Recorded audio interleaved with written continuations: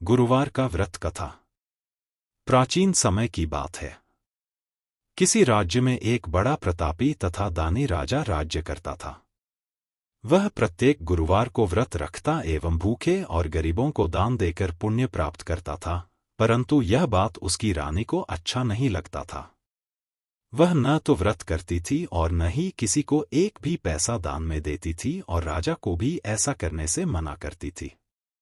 एक समय की बात है, राजा शिकार खेलने को वन को चले गए थे। घर पर रानी और दासी थी।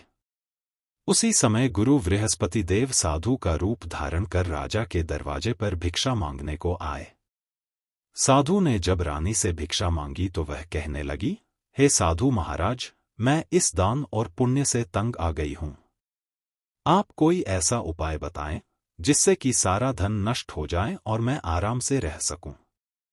बृहस्पति देव ने कहा, हे देवी, तुम बड़ी विचित्र हो। संतान और धन से कोई दुखी होता है।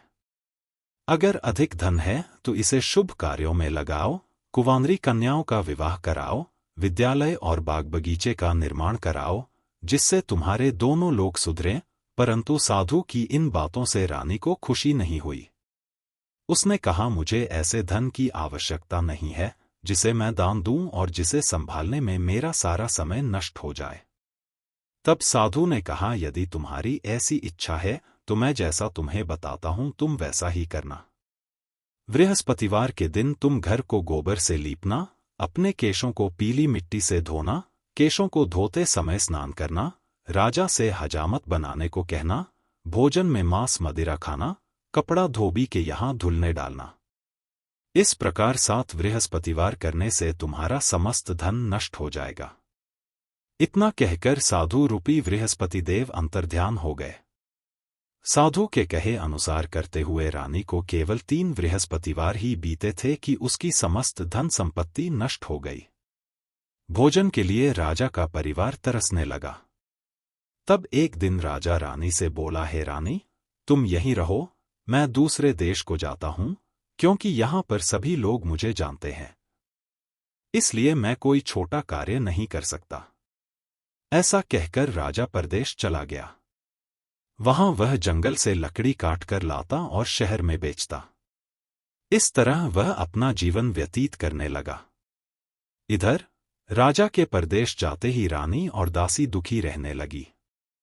एक बार जब रानी और दासी को 7 दिन तक बिना भोजन के रहना पड़ा तो रानी ने अपनी दासी से कहा, हे दासी, पास ही के नगर में मेरी बहन रहती है।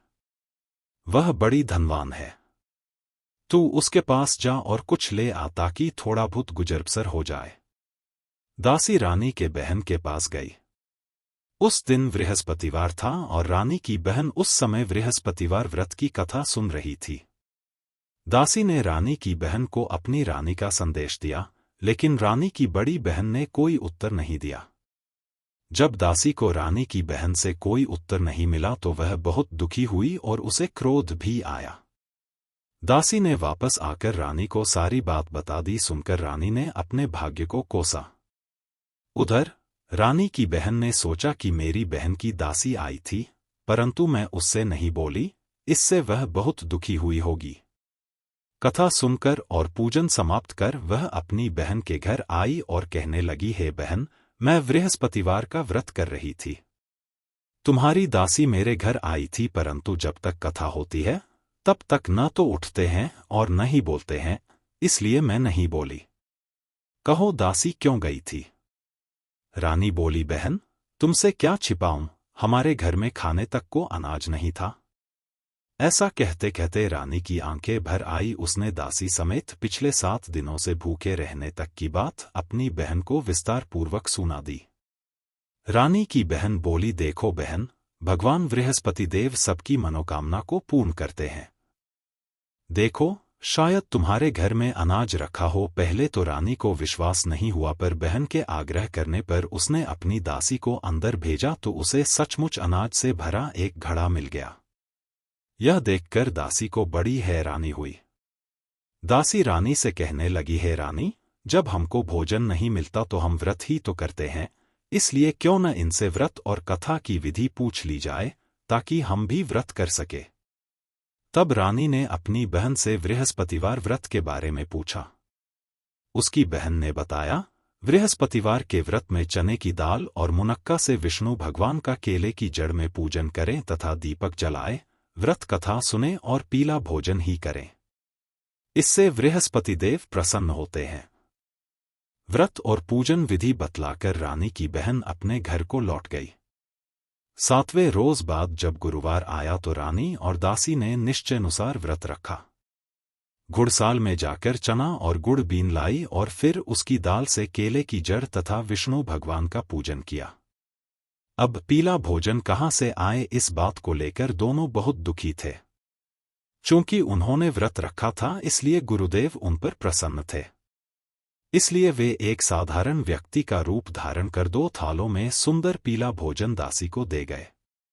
भोजन पाकर दासी प्रसन्न हुई और फिर रानी के साथ मिलकर भोजन ग्रहण किया।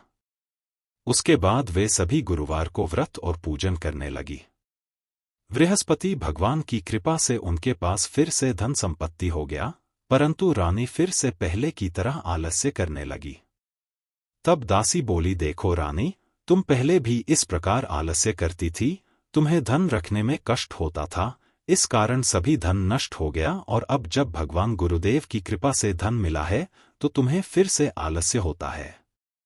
बड़ी मुसीबतों के बाद हमने यह धन पाया है, इसलिए हमें दान पुण्य करना चाहिए, भूखे मनुष्यों को भोजन कराना चाहिए और धन को शुभ कार्यों में खर्च करना चाहिए, जिससे तुम्हारे कुल का यश बढ़ेगा, स्वर्ग की प्राप्ति हो और पितर प्रसन्न हो। दासी की बात मानकर रानी अपना धन शुभ कार्यों में खर्च करने लगी, जिससे पूरे नगर में उसका यश फैलने लगा।